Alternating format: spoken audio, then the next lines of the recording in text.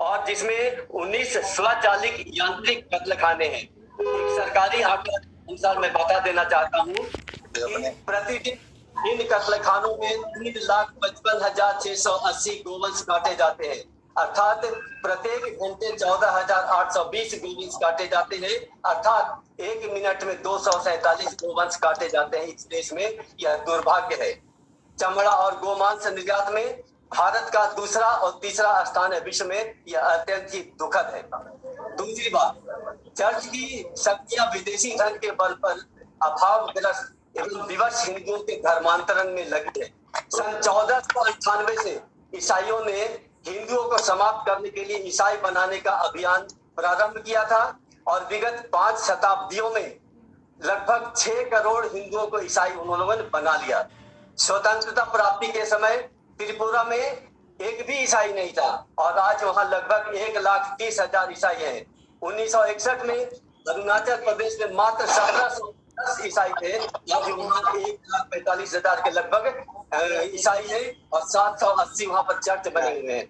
नागालैंड, मिजोरम और मेघालय ईसाई राज्य घोषित कर दिया गया है और जहां तक केरल की बात है लगभग 25% ईसाई हो गए।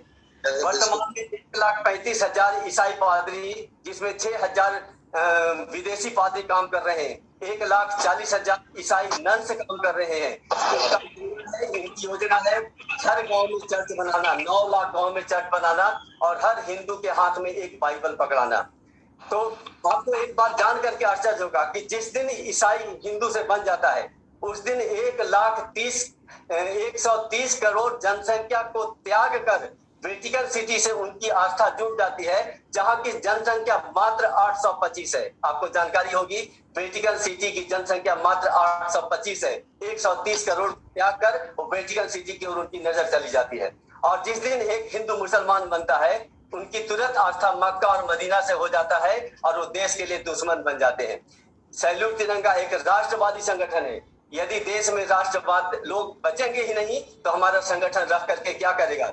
इसलिए हमें ये के प्राकारेण किसी भी तरह से धर्मांतरण को देश में रोकना पड़ेगा, इस पर प्रतिबंध लगाना ही होगा। एक और प्रमुख विषय अंत में कहना चाहता हूं, देश में भ्रष्टाचार का बोलबाला है। केवल माननीय प्रधानमंत्री के ईमानदार होने से नहीं होगा, समस्त देश की जो शाखाएं हैं सबको ईमानदार होना पड़ेगा। एक भी कार्य बिना रिश्वत का नहीं हो रहे, आपको ही मालूम होगा। आपको पता होगा पतरातू थर्मल पावर